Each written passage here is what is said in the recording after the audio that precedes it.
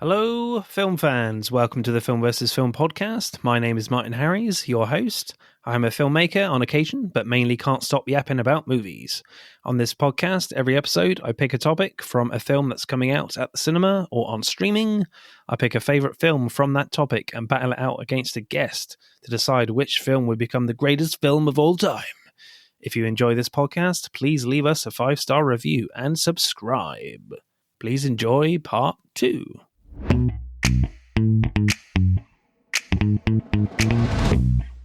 Hello, podsters or podderoonies, if you prefer. Welcome back to part 2 of the podcast, where we are talking Steven Spielberg films 2, the sequel. And of course, this is the part of the show where I look back at your Instagram responses. Well, it's pretty slow, but because I've only got the one response from our last episode, where Eleonora 93, the other half, went with The Princess Diaries for our Anne Hathaway episode. Just the one this week, which is totally fine. I might start exploring some other platforms and ask like Blue Sky and maybe even TikTok if you can ask questions on that in stories. I don't know, but yeah. Maybe Threads. Threads as well, yeah. So I find Instagram is not as it was at least a few years ago. But yeah. Anyway, I'm fascinated. Leigh, what would your pick be for like an Anne Hathaway movie for you? Like generically, I would say The Dark Knight Rises. That'd be one. But I'm trying to think, I can't remember the title of the movie, but it's got Jake Gyllenhaal in it, and she's really good in that. And he plays a doctor. Oh God, it's gonna bug me. I can't remember. She's good in that too, but also of course, the princess. Yeah, I know it's. No, I can't think of it. It'll come to me, but yeah, Princess Diaries, and I'm pretty sure they've also mentioned they're looking to make a third one of that too. Oh, nice. Cool. Right, Steven Spielberg films. Then my choice is up next, and for me, I definitely wanted to go with like a space film or, a science fiction film of Spielberg's that's kind of similar to Disclosure Day. And as I said at the top of part 1, it was either kind of going to be like Close Encounters of the Third Kind or E.T. And I ultimately went with E.T. because one, it's an incredible film and I hadn't seen it properly like for a long time. Like during like holiday seasons, at Christmas and in the summer, like E.T. seems to be on TV a lot because obviously it's an incredible film. But I never really like sit down and properly watch it. I just catch like parts of it before someone wants to turn it over or it's Christmas dinner or something. I don't know, stuff like that. Yeah. So I was just like, you know what, I'm going to sit down and watch E.T. And I ultimately went with E.T. instead of Close Encounters of the Third Kind because I think with Close Encounters, I think it's more similar to Disclosure Day because I feel like with Disclosure Day, with what we're seeing, what we're hearing, and from the trailer, it feels like a lot closer to Close Encounters than E.T. does. And what's interesting as well is that Spielberg has spoken about this in the past in interviews that with a bit of spoilers for Close Encounters, if you haven't seen it, is that like Richard Dreyfuss's character goes onto the alien ship at the end of that film. Like a lot of it is kind of like conspiracy based as well, like in this film as well, in Disclosure Day, and it's always that kind of journey to discover where they're going to land, etc., what they want. It's all kind of in Richard Dreyfuss's head, etc. I haven't seen it for a while, but I do want to see that one again. But Spielberg has always said that now that he became a father, he wouldn't have done that. Like he wouldn't have let Richard Dreyfuss go on the ship and leave his family. So I ultimately went with E.T. because at the end of E.T., Elliot doesn't go on the ship with E.T. And I found that's quite, even though those films are not exactly far apart in terms of his career, and they're not. I think it's 82 and like 79 or something. You're probably right, knowing you. And the spaceships actually look very similar in design as well. Yes, they do. Oh, you were quite close. But yeah, I just think... what are the dates? You're right. you're half right because he did have a film come out in 1979, which was 1941, 1977. Okay, Close Encounters. Yeah, all right. E.T. 82, I think. E.T. was 1982. Yes, got that one right. Excellent. Yeah, you got that. You were all right on that. But I think for me, E.T. definitely doesn't have as much kind of DNA that Disclosure Day, I think, will have compared to Disclosure Day and Close Encounters. But E.T. just has more like Spielberg isms, if you will, in it, and it feels there are a lot more like kind of iconic moments, and certainly from an emotional level watching it, like E.T. is just kind of extraordinary, and like John Williams for me as well is completely at the top of his game here, and I feel like it feels more emotionally right and more emotionally like appropriate, if you will, with what happens in E.T. compared to what happens in Close Encounters.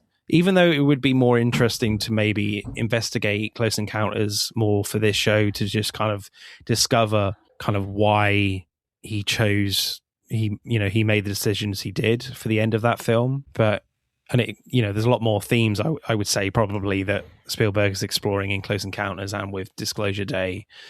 But it's E.T., man. Like, E.T. is just an incredible film. I think if you're just going to, for me, the obvious choice for a Spielberg film basing it on Disclosure Day would be Close Encounters, but I just can't ignore kind of E.T., and I think there's enough in there that justifies it for picking it for Disclosure Day coming out. So yeah, my long-winded answer for that. Yeah.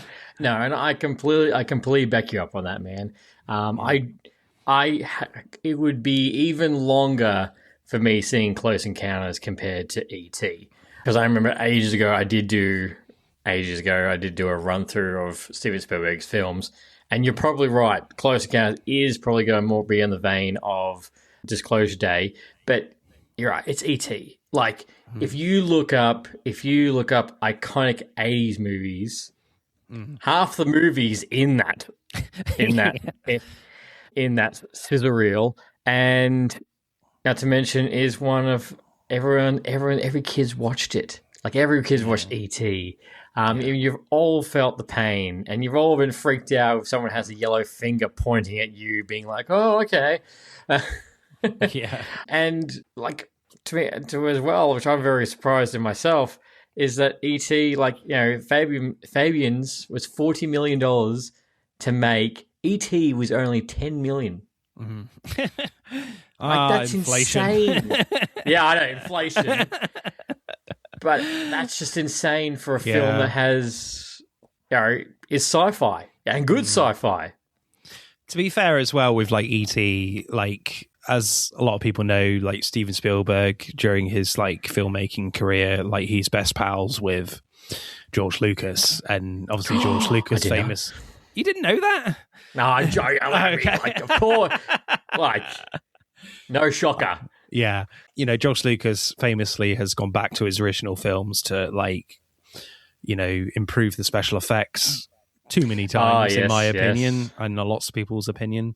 But Steven Spielberg actually has done the same thing with E.T. He's improved the effects of the puppetry of E.T. himself, and controversially as well, like Spielberg went through the film and replaced a lot of the guns from the bad guys and replaced them with walkie-talkies. I don't know I can't remember whether he's gone back and actually put the guns back, but I think the guns are back now. Watching it for this one, I watched it on Amazon Prime, and there is a scene with a lot of walkie-talkies, but I know when like E.T. like sends all the guys flying over the cop cars, like the guns are there. Yeah. So I don't know. Maybe there's a bit of a mix, but yeah, maybe I need to do a bit more digging on that. But yeah, but I don't think it's as egregious as what George Lucas has done with his Star Wars films compared to what Spielberg's done with E.T. So it's not distracting at all, and it definitely like E.T. looks incredible now when you're watching it. Steven Spielberg like changing a gun to a walkie-talkie, like that's pretty simple. George Lucas just like, there's an alien, there's a huge alien. And you can clearly tell it was never there in the original. Like, period. Actually, I got a question for you. Would you, if you were a director and you had this opportunity, would you go back and alter your old film? I mean, I guess it depends on what it is. I think with something like E.T. that we're about to talk about, I think it's definitely justified, because I think the emotions that E.T. is going through and experiencing through this film is really important for the storytelling. So yeah, I think in those terms. But in terms of like maybe what some of the things that George Lucas has done is not great, you know. And what really kind of pisses me off with Return of the Jedi is when you see the three Force ghosts, you know, Obi-Wan, Yoda, and Anakin, like they put Hayden Christensen there, and I'm like, that's like, it should be the other guy. I can't remember his name now, but like, it doesn't make sense. No, and you're right. You're 100% right, because I'm like, no, he would be old. Like you could have just left it. You didn't need to touch that. Yeah. Anyway, we're going to be talking Star Wars later. Bit of a tease there for you guys. Right, E.T. So what happens in E.T.? Well, going back to IMDb, as I always do, a troubled child summons the courage to help a friendly alien escape from Earth and return to his home planet. As basic as you're ever going to get from IMDb. IMDb. Yeah. I always find it funny. Some IMDb's synopses are like huge, and some are like just 6 words, and like that's it. I'm like, yeah, it seems very vague. Yeah. So, initial reactions for you then, Leigh. What did you make of E.T. like the first time? Like, what's your relationship with E.T.? Like, what were your feelings about it the first time you watched it, and then compared to now? E.T., I remember watching E.T. as a kid, on a Saturday night, between if it was like E.T., or if it was Indiana Jones, or if it was Ghostbusters, or Terminator 2 for the 1,000th time. But I remember watching this as a family for the first time, and I remember thinking it was really cool of what E.T. looked like. I'm like, oh my God. And of course, being sad towards the end, is he going to live? What are all those FBI agents doing? So when you said you did our E.T., I was really excited to actually go back and watch this, because I really haven't had an opportunity to go back and watch this at all. I guess similar thing. You do see it on TV a lot, and you do see snippets, and you're like, yeah, I know what happens there. I know what happens there. But rewatching it, I'm like, this is just so pure 80s. Like the family, the household, just how things are shot, that slight 80s grain through it. I'm like, yeah. I'm like, if I watched this in a theater for the first time, I would have been so blown away in this. Yeah. Like, just... I remember my dad, like, when he watched it in the cinema for the first time, and he told me, like, people, like stood up and applauded, you know, the fact that it was that good and like emotionally satisfying, and like you don't get that really these days unless you're at the Cannes Film Festival.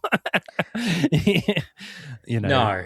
I mean, I was lucky enough to see Jaws at the cinema for the 50th anniversary last year. An incredible performance down in Bournemouth.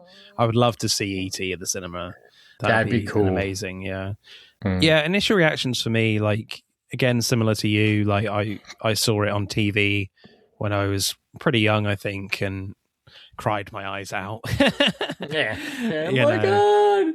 There's just so many like iconic moments in E.T. that are just so synonymous with this film, and that's been kind of copied quite a lot moving forward in cinema. As I'm thinking, you know, E.T. and Elliot flying across the moon. Like, I feel like you see that a lot with kind of these nostalgic 80s films and TV now, that there's something kind of like that all the time.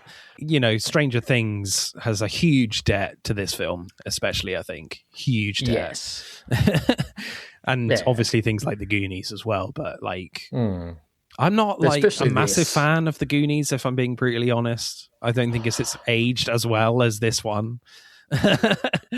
No, and I'd say I think I've seen Goonies once, and I've never been more inclined. I've never been inclined to go back and let's go watch that again. Yeah, as opposed to like E.T. Yeah, and E.T. is just such an iconic film, and then like watching it for this podcast, it's interesting in how kind of restrained it is, and kind of interesting that actually not a lot happens in this film in terms of its action, and yet it still feels an incredible, like, satisfying experience. And as an adult, I will let you know, I guess, at the end of this episode, whether I cried again. Oh, yeah. Because I am a grown adult. And just let you know, I still put my eyes out. I still do it now. But you're right. Like, this has so many iconic moments that we've seen parried 1,000 times in so many different mediums, especially when they're running across the moon. Like, how many times have you seen that? Whether that's been like Batman or something else, you've seen that across. Yeah. Not to mention, it's the logo of his company. Yeah, Amblin. Yeah. Yeah. Right, let's get into it then with the main discussion of E.T. So the opening scene in E.T. is incredibly well done for me. It reminded me a bit of kind of the opening of Jurassic Park in a way, where you get like you don't get a good look at the dinosaurs as they're struggling to contain it. Here, like, first of all, we see E.T.'s ship right from the off in full view, kind of a little bit in silhouette, I guess, as well. Then there's these kind of great panning shots of the ship, like Spielberg is just showing us the ship from like a different angle, but no, you see this kind of movement in the bushes and you're like, oh, okay, what's that? And it's like Spielberg is making you scan the frame to see what you can find. And what's impressive about the whole sequence is that you never really get a good glimpse of E.T. at all, but almost kind of the human characters as well. Like, they're always in silhouette, and yet Spielberg gives kind of the lead human a bit of personality. Like, who is the guy with the dangling keys on his belt? Interestingly, he is still labeled as his character name as Keys. He doesn't have a name, you know. Keys guy. Yeah. That's me, honey. I was that guy. And it kind of creates this kind of fear for this character as well, like this villainy of just this dangling keys on his belt. And, you know, so it kind of creates this kind of compelling sequence without seeing anyone's face. It's so impressive, even for Spielberg in his early career. I remember a story my dad told me that my dad is kind of, in some ways, a weird, odd human being. Aren't they all? Yeah, because after E.T., he would literally wear his keys on his belt for a time. And my uncle would say, what the hell are you doing? Take your keys off your belt right now. I do not like it. You're jangling. Yeah, so a great opening scene for me. Oh, yeah. And it really makes that, like, especially with the agents in that silhouette of, you don't know who's chasing. You can barely see, obviously you barely see E.T., but it's almost like that was such a great premise, being like, you only know half's going on and we're going to dive in, but you haven't seen anything yet. And it does make it menacing too, because you're like, who are these guys chasing whatever the hell this is? And you're right, actually, that is a great comparison to beginning of Jurassic Park, because again, we don't see the dinosaur. The premise, the fear is there of what is this, and makes you kind of scared of what's going to happen. Yeah, absolutely. Except we just don't hear someone going, shoot her! Shoot her! Clever girl. Yeah, clever E.T. Well, not very clever. He got left behind. So. Oh, yeah, that's true. Yeah. I loved how Spielberg is able to create like a connection with E.T. very early on with Elliot and the audience. Right from the start, like, you have sympathy for him as he's, for E.T. as he's left on Earth watching his spaceship leave without him.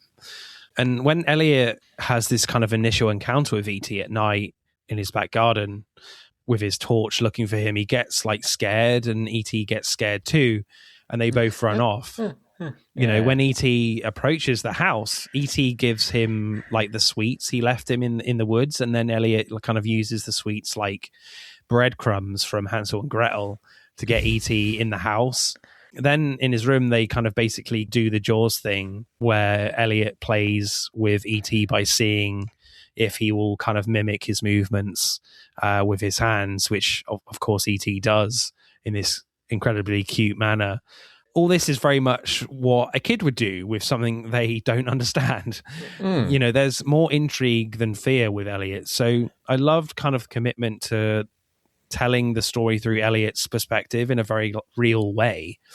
You very much question his methods, but at the end of the day, he's just a kid. You can't judge him for what he's actually doing with E.T. because obviously the whole thing is set up with this kind of great, very human drama scene where they're all kind of trying to have breakfast and the mum is really kind of struggling to just keep order, and the family and the older brother Michael and his friends are around as well, and he's very much, I don't want to say bullied, but he's taking the piss out of Elliot. Very much struggles with that, and he doesn't have a father figure. He doesn't really have any friends other than his best friend is his older brother Michael. Lost in the family scenario. So that's why I kind of say it's a great kind of prequel in a way to the Fabelmans, is that in a sense that he's dealing with kind of the family dynamics in this film in a very different way, because the father is kind of already gone.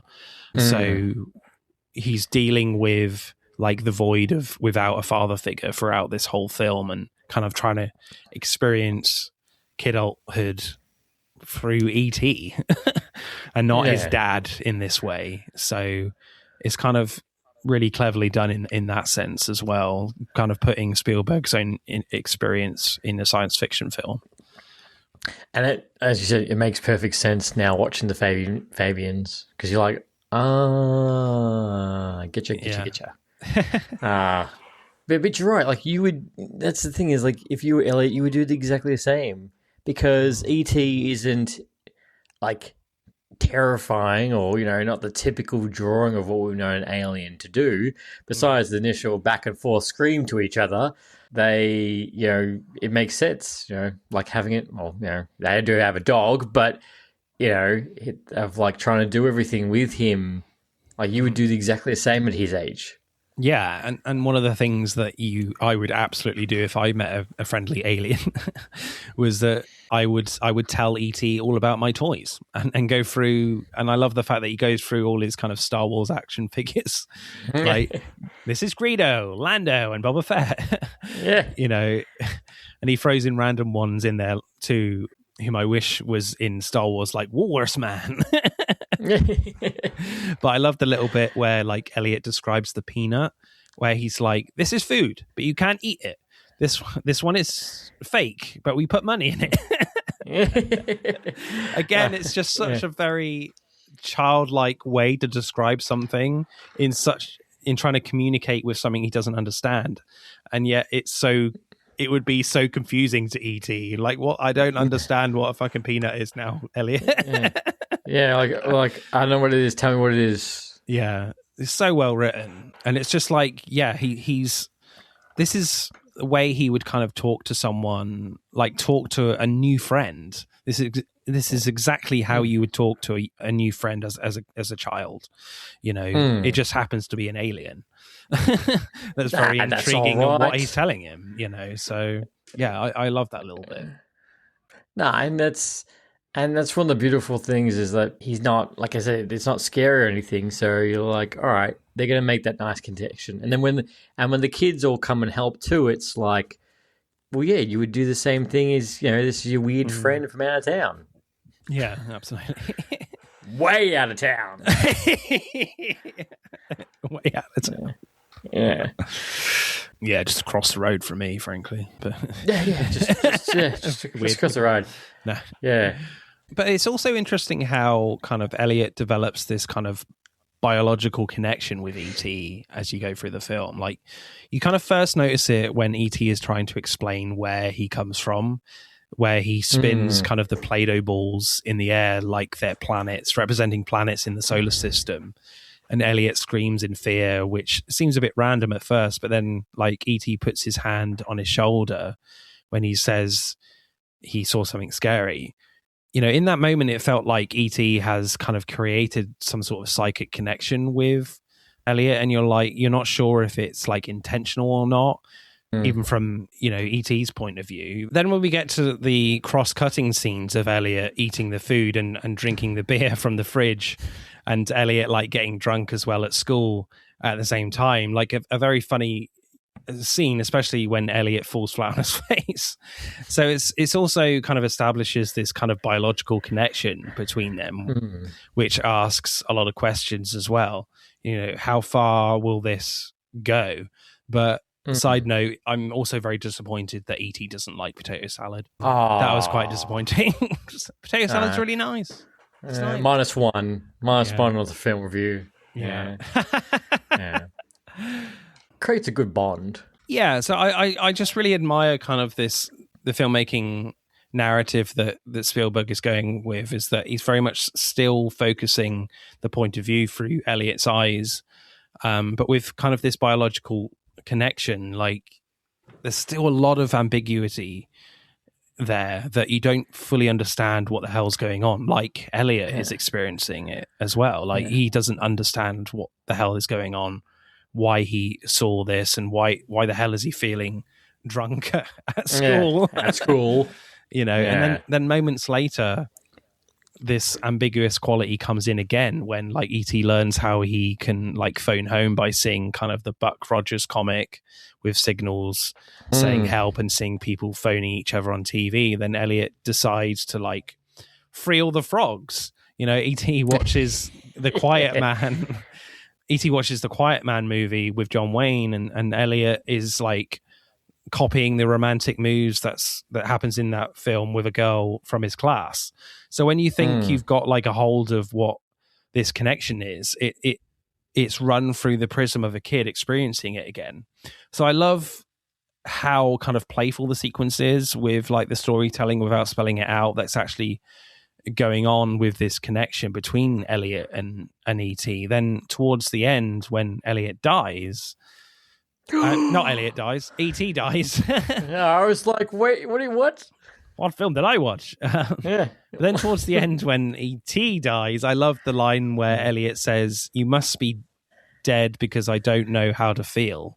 I can't feel anything anymore." And I felt that so true to what's actually happened in the film. And when Elliot says, I love you, E.T., one, it nearly broke me with tears.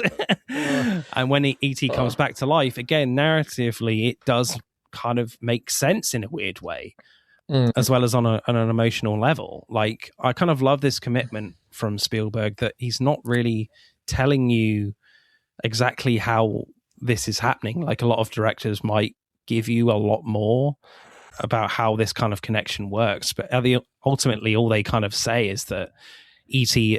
experiences Elliot's feelings, and that's it. So I just loved kind of this kind of magical sort of visual storytelling that Spielberg is really committed to, and not over explaining this. And it's just, and yet keeping this kind of prism within a child's eyes, that this doesn't make sense to him either, but it works in terms of their emotional connection. It's so good for me. It is. And that's another thing that, like, I know, if this film came out today, people would complain about it too, being like, oh, they really didn't explain that. I'm like, this is a perfect situation where you don't need to. The plot, everything just makes perfect sense. You don't need to know why he fully feels everything, why this is all happening. You get the payoff with the death scene at the end, and you feel everything Elliot says when he's in front of him, especially the fact, like, he's your new best friend surrounded by all these white-coated people. Yeah. that are ready to dissect his brain. Yeah, that's insane. Yeah. So I just loved all that kind of stuff, and it's all just very visual and not over explained. What's also kind of really interesting about the film in terms of the family dynamics is that it's interesting that Michael, Elliot's brother, is the first one to notice that E.T. is getting sick. And Elliot. Yeah, and Elliot is kind of so enamored with E.T. and getting him home that he doesn't really listen to Michael. And because kind of the bond they have, Elliot gets sick as well because of their kind of dedication to each other, to the fact that they wait too long for Elliot's family to arrive in the woods, and Elliot gets sick, and E.T. nearly dies because of that, because of their commitment to each other. But I still love the fact that Michael and Elliot still have like a great like brotherly relationship too, where Michael finds like E.T. in the river. You know, there's something quite like satisfying to me that Michael is the one that saves E.T. in that moment and not Elliot. You know, the film doesn't forget about kind of this family bond Elliot has with his brother, especially, which I love. And I kind of relate to Michael a lot in this film because I'm an older brother, you know, so yeah, it just felt like really kind of warm and fuzzy inside that Michael has like a lot to do in this, and that he plays a big part in this film in saving E.T. in that moment. He's not just pushed in the background type of character. He actually does have a pivotal moment. And, well, you would, obviously we would too. Like, if you were Elliot, you'd be so obsessed with everything, like a new dog and everything, that you wouldn't notice anything going wrong at all. And, God, when I saw the river scene, I'm like, oh yeah, this comes back at the pain moments of just like, oh my god, what's up with E.T.? Yeah, I mean, could you relate to the Michael character? Do you have siblings? I do, but I'm the youngest. Oh, okay. So I don't. I'm the youngest. I got two older sisters, but I could imagine my older sister, if I got a dog or something like that, I could my older sister telling me, like, you know, you got to take care of them. You got to make sure you do this. If this is going wrong, take care of them. But I would 100%, if I was an older brother, I would feel that scene as well, because you just want to take care of them, and you know, you don't want them to be unwell, especially if they have somebody. But I almost forget coming back to this film, I always forgot about his character. Because I'm like, it's always like Elliot, and of course his sister. Yeah. Okay. So like, you know, when I go back and then when I was like, oh, that's right, I forgot this all happened, and that just shows you how long since I've seen this film. Yeah.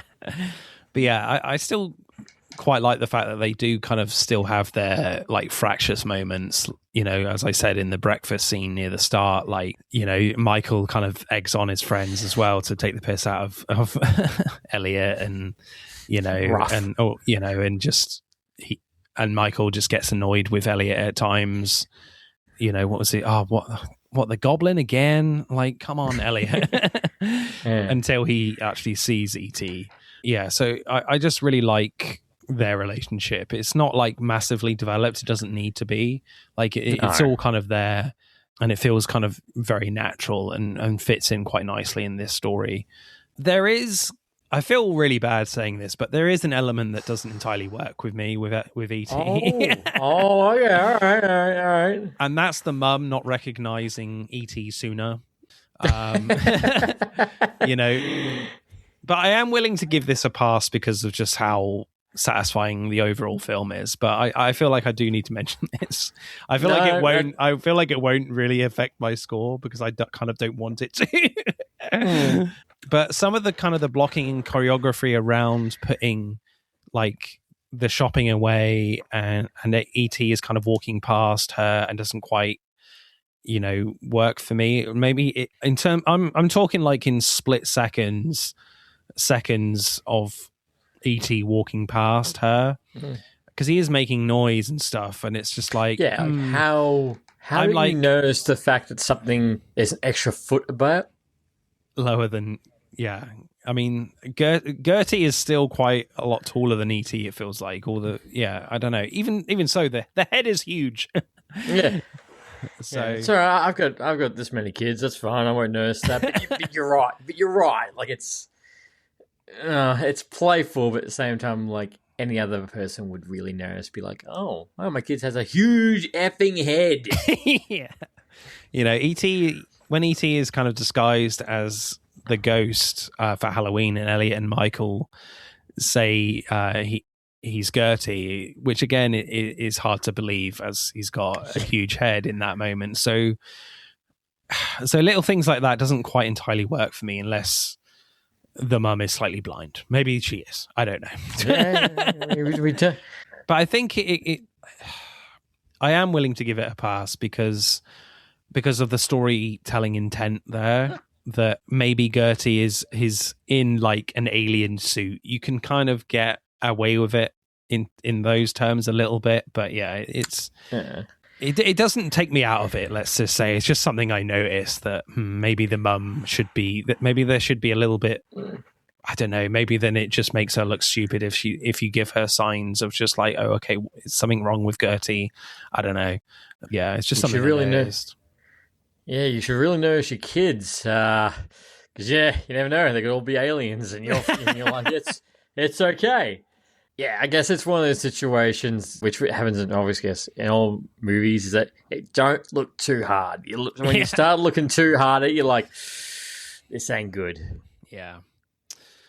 I can't help it, man. Yeah, I can't help it. That's I do a podcast. Yeah, I've got to look into it. That's why I don't like Rise of Skywalker.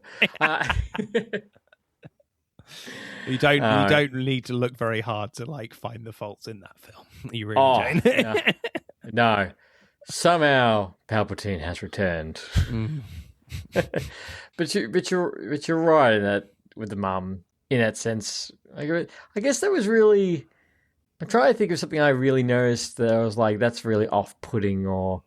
Yeah, it's not a lot. It's just, I mean, the blocking is done like really well and kind of the choreography is good, but I think it's just that in terms of like eye line, maybe that she should have noticed something. I don't know, but I'm being like super picky here. But yeah, her performance. Never known you to be like that. like the mum character is performed like incredibly well. She's so good in it. Oh, I was gonna say, I say all the kids are, especially Elliot. I think they all did a good job for this, especially, I guess, which would help them immensely. Compared to these days, if ET was shot, it'd be more just a tennis ball, where they actually had the physical thing to look at. Yeah.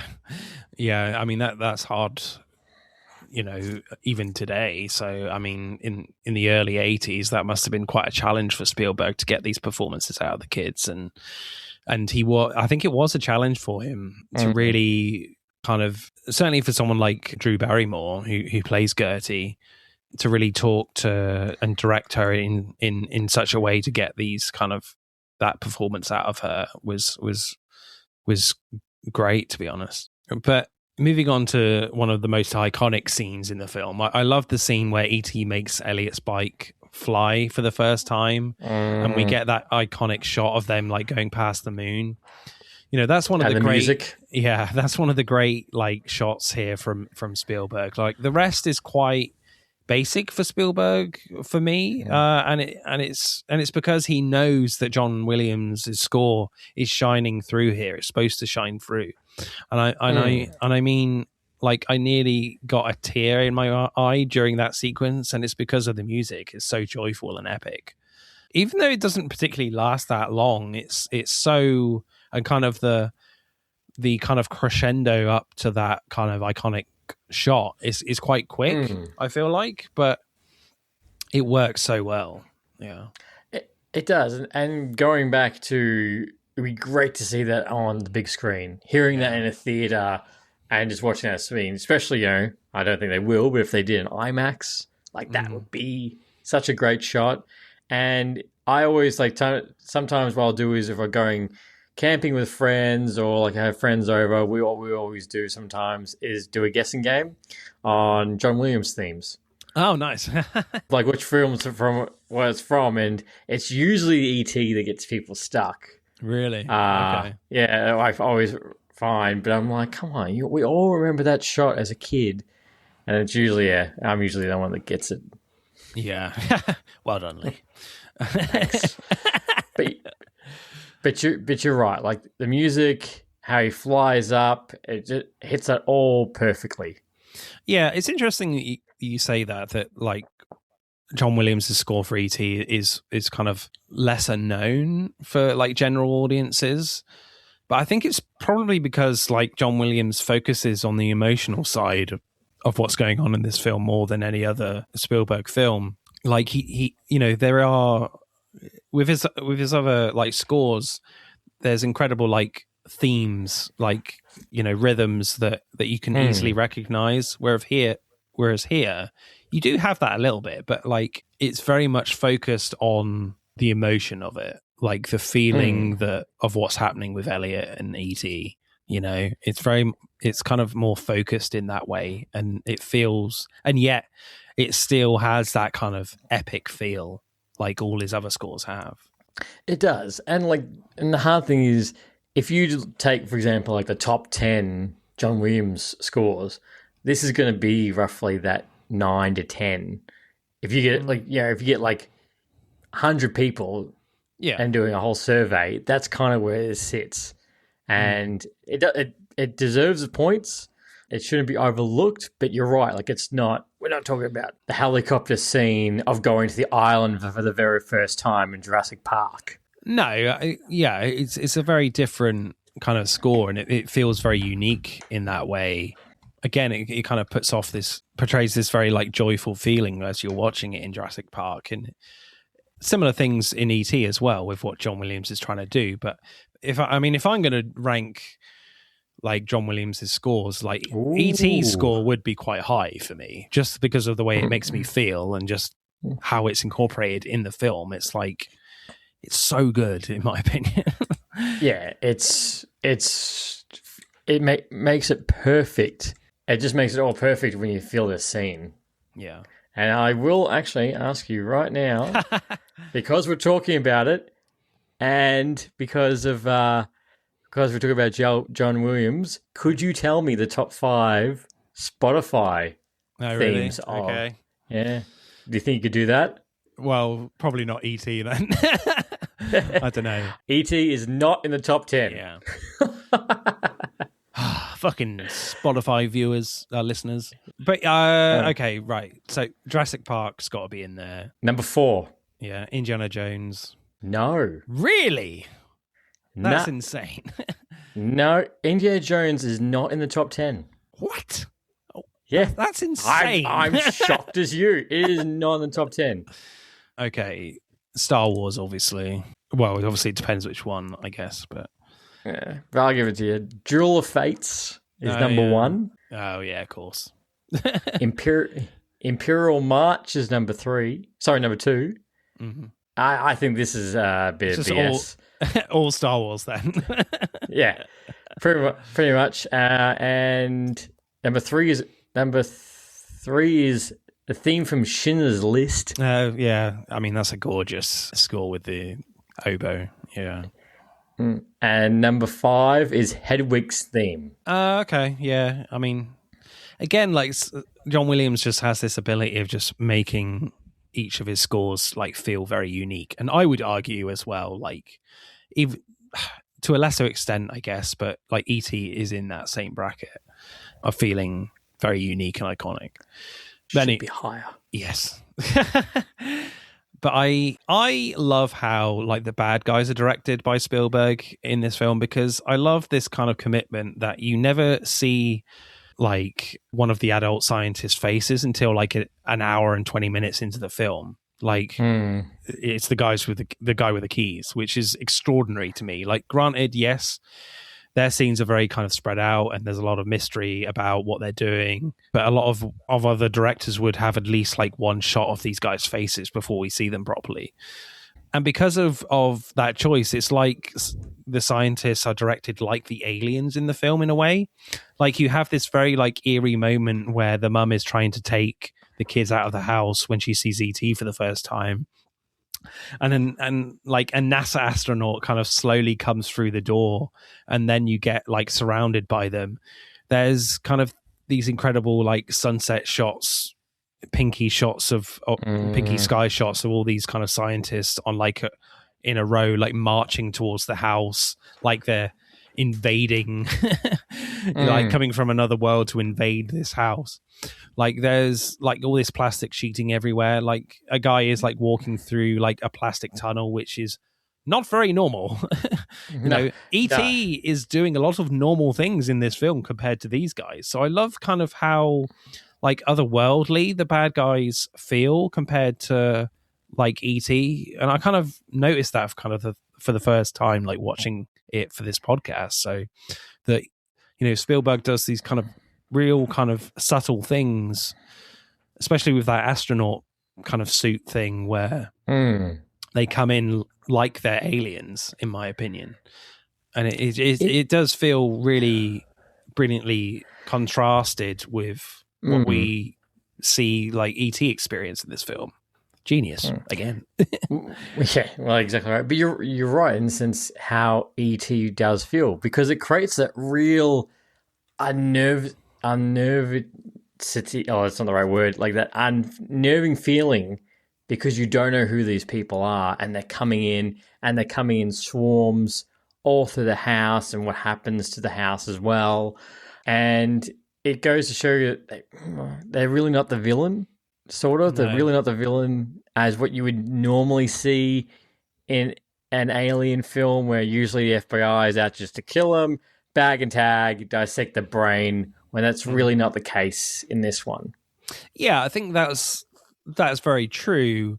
However, it's very true in terms of like watching it as an adult, and you recognize that perspective that they're just maybe just trying to protect this family and just trying to like investigate this alien like any kind of government would, I guess. But Spielberg is, funneling this film through the perspective of Elliot, and like for Elliot, like this is very otherworldly for him, and like he's because who are you people? Exactly, like he has, as we said, like he has a connection with E.T. that no one else has. He understands E.T. to a certain extent, whereas no one else really has at all. And I just like the fact that Spielberg, again, consistently is able to create this childlike feeling of how Elliot is perceiving these people invading his home. Because they're invading his home like aliens would, if that ever happens. Oh, you never know. But yeah, like they've become more of the alien than actual ET. Exactly. But when you're watching it as through more of adult eyes, it becomes less of a case. But like when you watch it for the first time, it's definitely, you get that feeling. So it's interesting, like your perspective kind of changes as you get older when you watch a film like this, when it is very kind of like childlike, when the perspective of the film is through a child. And yet Spielberg is able to give you more levels of perspective. Like the further you go into the scene, like the Keys guy does feel kind of like a genuinely nice bloke. But even to like Elliot, and even to like me as a child watching it, you're like, oh, fuck you, man. Get away from him. Screw you, man. You really want to take him. Yeah. But you're right. And I remember feeling that when I first watched it. I was like, oh, what are they going to do to him? They're going to take him away. The bad guys got him. Yeah. It's funny. I'm doing the quotations right now with my fingers, and I'm like, wow. If you're just listening to this podcast, quotations. Yeah. Going to the last action scene, which I absolutely loved, where like Elliot and Mike escape the house with E.T. in the van with like the tunnel on the back of it. I kind of love these little moments like Spielberg uses. Like I love the kind of the sharp panning shot on each of Mike's friends getting ready with their bikes. That felt so cool to me. Like they have their own kind of little close up as they're getting ready. Like the little pause from the guys in the suit in the tunnel when Elliot pulls out kind of the last pick thing holding the tunnel, then it kind of falls away at the turn. That was brilliant. Then I loved kind of the bike chase that follows. Still to this day for me, like the best bike chase there is in cinema. Like I loved how like Spielberg uses kind of the environment of the kind of the hilly terrain to their advantage to get away from the cop cars. Like the shots are kept as low as possible, especially with kind of like the cameras attached to the bikes. They still look really cool. Like one of my favorite parts is when kind of when they finally land in the woods, and they slide one at a time. That was so cool. Again, at the heart of this whole scene is the great John Williams score driving it all. Like, and obviously the flying scene wouldn't feel as incredible without it. So, no, could you imagine that scene without the music? You'd be like, yeah. Cool, I guess. Wow. Again, like Just I feel fly. like Spielberg's not doing too much. Again, maybe there might be limitations to what he could actually do in the 80s, but compared to what he can do now. But yeah, it's just the whole thing just feels so cool and just really kind of exciting with the fact that you really get the sense that you're really behind these kids during that.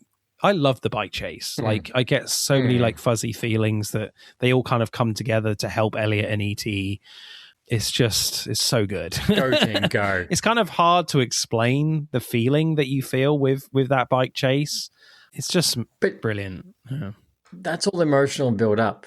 That's the thing. Like I get what you feel about that scene because you're as weird as you're like cheering for that scene. Like you're cheering for them to get away and take ET. And the score and the whole chase feels earned. Yeah, absolutely. Yeah, it's difficult to explain because there's like a lot of other action scenes that like Spielberg has created in his career that are probably technically and visually a lot better than this bike chase, but I don't think he's necessarily captured like this incredible like nostalgic togetherness, like brotherly like friendship feeling that you get when you watch this sequence. Yeah, it's just brilliant. It's truly, yeah, because like I mean, like this is what Steven Spielberg's only his sixth film by the time this comes out. Or blockbuster film anyway. Yes, actually, yeah. 1, 2, 3, 4. Oh, I'm so close. 1, 2, 3, 4, 5, 6, 7, 8. This is 8th film. Right. Yeah. So it's like not overly amazing, but it works for the kids. Yeah, absolutely. Favorite scene or shot for you, Leigh, for E.T.? Look, I'm not gonna do the moon scene because I know everyone picks the moon scene. I like the shot when he's coming to the backyard and the shot where in the what do you call it, like garage type of thing? Yeah, the shed. Is it? Shed. Yeah, like it's all lit up. Yeah. And it's all like just his curiosity, what's in there. Like you just got this little kid in front of what's going to happen next. And I always like that shot where he's just standing there and looking up because you're like, yeah, I'd go in. I'd go in and do that. I think that's a great. I think that's probably my favorite shot from the film. Besides the moon scene, that probably went to. Where about you? For me, I'm going for the very end again. Yeah, of course. Like the very last scene where E.T. goes home is just incredibly well done. I don't think I would. I was like, you know what? I don't think I'm going to cry this time, but I did. Oh, of course I did. He did. I just love how like Gert and Michael have their like little moments with E.T. saying goodbye, especially with like the callback for Gertie when E.T. says "be good." Then kind of the pacing is so well done and beautifully drawn out, and when Elliot says goodbye to E.T., you know, the cutaway to his mum and the other characters felt so natural with the shots on E.T. And Elliot never felt like they were like outstaying their welcome. When E.T. says to Elliot, "I'll be right here," and points to his head, I was gone, Yeah, streaming with tears. I did so well. Yeah, I must say though, like again, talking about John Williams, he is on top form here from an emotional point of view. This is probably John Williams' best score from that side of things. Like he absolutely goes for it with how like the music ramps up. I loved kind of the way like John uses these huge notes right up until like E.T. enters the ship. Like, and then when kind of the iris door closes on E.T., like the music goes like super soft. And then like that's it. And then transitions to becoming more triumphant when you kind of see the rainbow trails. Just pure cinema magic for me. I just think everything comes together. Like, I love the fact that Spielberg is able to just take his time and just lap everything up emotionally for the audience. Yeah, it's just you cannot fault it. You cannot fault that last scene. No, we need to make you that meme of Martin Scorsese going, pure cinema. Yeah, it is. Like, that's what we need of you. Because you're right. And, like, you watched... Like, I remember, like, when I was watching it, I was like, yeah, see, this is why this film's going to last until the end of time. Yeah. Because, like, all that... If you experience that in the movie, seeing that for the first time, you'd think the same thing. You'd be like, this is incredible. And I remember, it makes you really like, this is why I thought this was incredible when I was a kid. Yeah. Watching this. Right. Let's get down to business then, Leigh. Directional score for you. Like, I think I'll still give it I think very similar to the Fabians. I'll give him an 8.5. Oh, really? As in the sense, like, I feel like watching it, it is obviously a bit early on, but I still feel like there's some great shot in this, the direction of where it could be, and I think it's still a good job. But like, again, it'd be different. Like, I'm trying to think of a Steven Spielberg where I wouldn't give him a rating so high, and probably the films that we mentioned at the very start, like a couple of those films, I don't think he did as well. But he does such a good job in this. Mm-hmm. Yeah, I mean, I'm going to go a lot higher. There's no doubt about that. No surprise. But I mean, I would like to point out this is not my favorite Spielberg film. Like, on an emotional level, it might be, but like as an overall film, I still think it is Jaws. Like, Jaws is still my favorite. I don't want to say by far, but like, if I'm going to do a ranking, like, Jaws would be at the top, and then maybe Raiders of the Lost Ark is up there, and E.T. as well in that top 5 probably. But I was going to say Jurassic Park. I for some reason I felt like Jurassic Park was going to be your number one, but Jaws makes more sense. Yeah, I guess because I'm quite a horror guy as well. So yeah, Jaws is just genius from start to finish. But yeah, my directional score for E.T. is going to be easily into the 9s for me.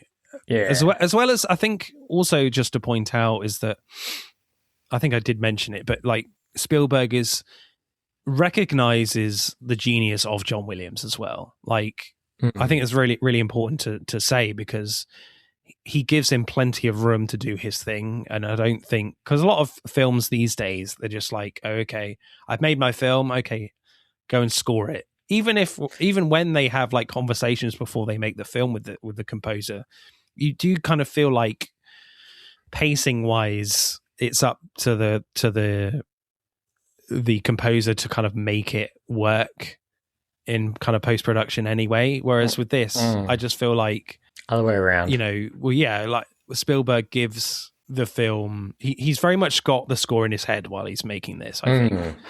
So yeah, just so many iconic moments, and just I love the ambiguity that, and the basic visual storytelling, and the brilliant, the brilliant. You're just basic, Mr. Spielberg. Just basic, boy. I mean that in terms of like he's making this film with such ease. It feels effortless in a way, and just being able to keep this child perspective from minute one is amazing. And I know a lot of people have mentioned in the past that Spielberg's brilliant about just keeping the camera a very low angle to get that as well. But it's more than that. It's far more than that, with like the connection, with how he's able to establish this connection, this kind of emotional psychic connection with Elliot in E.T. through visual storytelling is tremendous. So I'm going 9.6. Would that be your highest? Oh no, I've done 10s before.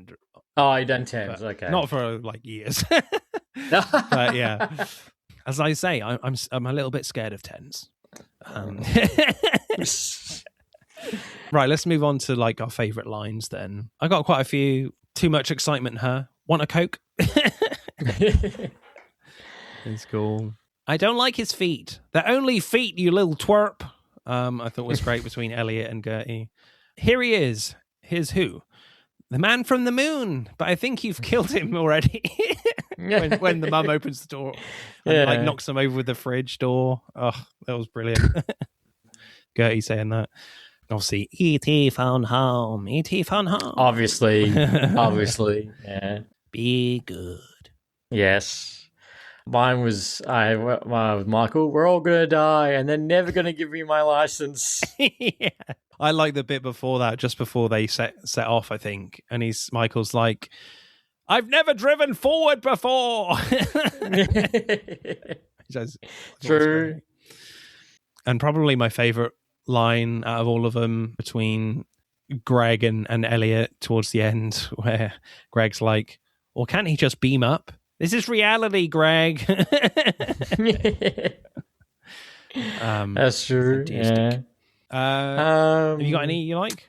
You've said majority of what I was thinking. Probably the only other one I had written down that you pretty much said all mine. All right. Yeah. I do apologize. It's all right. I can't help myself. No. Great minds think alike. Screenplay score then for you, Leigh. What are you going for E.T.? The writing of it just all just works. It all just works all the way through. And I think very similar to myself. I'm like, if someone gave me this screenplay and I read this, I'd be like, done, make it. 100%. Here's all the money behind it. I'm excited just reading this on paper. I'll give it I'll give it a 9.4. Oh, wow. Not just because it's Steven Spielberg, but like for the time when this movie comes back, that it's not too convoluted. Yeah, the plot's semi-simple, but still it all works from start to finish. Yeah, absolutely.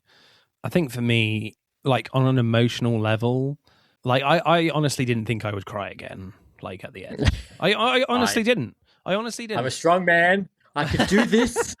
I am a crier in films, but I'm like, I've seen E.T. a million times, and I'm like, maybe I was tired. I don't know, because I was tired, but maybe that's a factor I'm not putting into this score. But but I did cry, and I really didn't think I would, and it's just a testament to the power of how well this thing is written. Because I mean, there's only so much that you see of E.T. of how he's emoting, and he doesn't say that much, but the fact that he says so many like powerful, simple lines, like "be good," "phone home," that's barely all he says, to be honest, and apart from the characters' names. And yet there's such a screaming. You have yeah, and yet you have like such an emotional connection with E.T. and with Elliot and E.T. themselves. It's just, and the way the payoffs happen at the end, it's almost unbeatable. And as I said, like in part one as well, maybe at the top of the show, that like not a lot actually happens in this, to be honest, in terms of like action and compared to something like The Fabelmans, there's a lot going on, whereas with this, there's not. That I love this commitment that you've got this science fiction film, but a lot of it is set in the house, just in the house and in the woods, and that's it. And the fact that you have so much like, and there's obviously a few sequences in the school, but that's really it. Yeah, and yet it feels so powerful, and so like you're in it from minute one. Like it's just it's so good. So I'll probably go like a 9.5. Yeah, it's that good. Yeah, no worries. And it also proves the point that it doesn't have to be over convoluted. You can just do a pure storytelling without having to be like. To me, I know it's not the same thing, but like it's still wild to me that like the first Saw, that's all it just shot in one room. The entire intense scene is just in one room, nothing else. Yeah. Not entirely the same thing as E.T., but yeah, I understand your point. Yeah, thank you. No. Oh, yeah, it's blood, I guess. That's no. Favorite performance for you, Leigh? I'm going to go with Elliot. Yeah? Between being a normal kid, between feeling everything. Henry Thomas. Yeah, between feeling everything that E.T.'s feeling and betraying that as well, and having that pure curiosity as a kid, I honestly think he did such a good performance, especially like a kid that age of being like, you have to carry this movie. You have to love this puppet. Yeah. And you're going to pretend you're drunk for the first time, which you've never been drunk. Yeah. And everything going on, and then you have to show that emotional that this puppet's going to disappear. Yeah. Yeah. Henry Thomas does like an amazing job for sure. And I think, if we were watching this quite a few years ago, I probably would have picked Henry Thomas. But I'm going to go with Robert McNaughton, who plays Michael, because I think I related to him a lot in this. You feel that being an older brother, and just like it's all a little bit more heightened for me with the fact that he, saves E.T. and stuff in the river. And yeah, I felt like his performance comes through a lot more in this rewatch for me. So I'm going to go with him. Still a good choice. Yeah. Acting score for you though, Leigh? Acting score. Like as I said, I think everyone pulled in the real A game, especially the mum acting that she couldn't recognize one of her kids at all. I'll give it, 9.2. 9.2, nice. Yeah, I think so. Like, no one's performance, I felt like, all right, you could have done that better, kid. Yeah. I mean, as child performances go, they are, I don't think it's like as good as The Fabelmans, I don't think, but like they are like incredibly good. And I think, this is obviously the first time I think that that Steven Spielberg is working with a cast that's very young. And, you can maybe see that a little bit, but like you recognize that Spielberg is such a great director that he's able to bring like an incredible performances out of these kid actors in such an early part of his career. So, Dee Wallace as Mary, the mother, I think is great as well. And even Peter Coyote, who plays Keys, doesn't have a name. He's very restrained as well. And again, you get that more of that adult perspective towards the end for his character, even though you kind of hate him as well. Kind of a very kind of subtle performance. And Drew Barrymore as well is not irritating in this. Her only role. Yeah. No, I'm not saying it like that, but in terms of her child performance, like she's just awesome in this as well. Like you don't expect much from someone of that age, but like she's really good as well. So no. And I'm pretty sure, I think, was it this film that she beat Kirsten Dunst for that role? And Kirsten Dunst was also up for it, and she beat her. Oh, wow. Okay.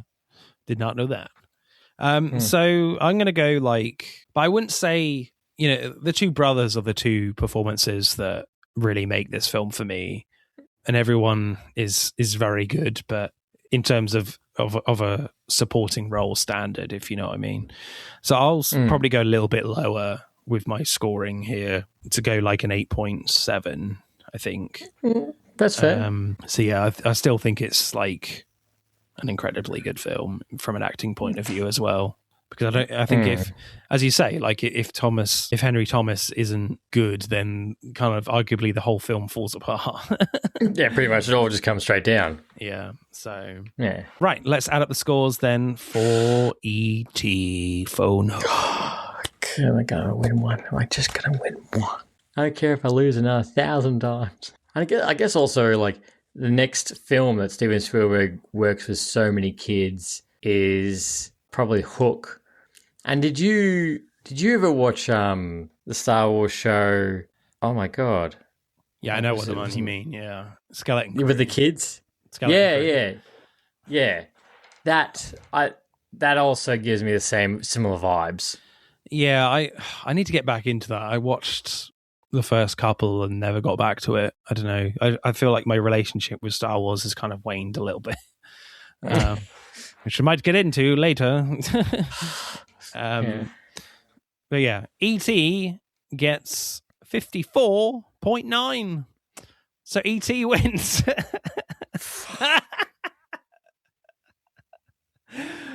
Over the Fabelmans that gets 54.4. I mean, it's only right, I think, that E.T. wins.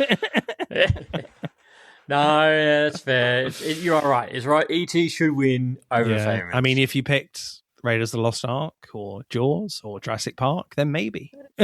different altogether. Yeah. Or Ready Player One. Well, no, you're not winning. I was waiting for that quick no. Yeah. Next episode, as a little film is coming out called The Odyssey, is coming out on the big screens. We'll be talking about Christopher Nolan films 2, the sequel, another sequel episode. And I'll be joined by Heather Stewart, part of the Revisionist Almanac family. Yeah, so that'll be a really great one to look forward to. As always, I love my Christopher Nolan films for sure, like a lot of people do. But Leigh, you've been fantastic again. As always, love podcasting with you. This is your opportunity again to tell us about your podcast and where can we find you, sir? Likewise, man. I always enjoy coming onto your show every single time. It's always a guaranteed good time. You can find my show, Lights Camera Rant, on Amazon Music, Apple Podcasts, Spotify, wherever you get your local podcasts. We have new episodes that come out every Tuesday, and we're live every single weekend. So we always invite everyone to come rant with us. But as always, you have to come past and like this show and give it the 5 stars on Spotify and the 5 stars on Apple beforehand. Excellent. Yes, it is a requirement. Yes. Right, it's time to say goodbye, people. It is goodbye from Leigh. Bye-bye. Bye-bye. And it is goodbye from me. I am going to make more use of my umbrella, and because I never use it, and see if I can make first contact with E.T. Come home to your real planet of home, and that is Earth. But don't make me cry again. Bye. Nah. That's it for part 2. Thank you for listening. I hope you enjoyed it. Check out part 1 if you haven't done so already. But don't stop there. Get involved and tell me what your favourite films are relating to the episodes. Send us a DM or comment on Instagram and TikTok at Film vs. Film Podcast, for X at FVF_podcast. Plus, we are now on YouTube, so hit that like button and comment there. If you do, I'll give you a shout out on the next episode. Remember, please leave us a 5-star review and subscribe. Pod signing off.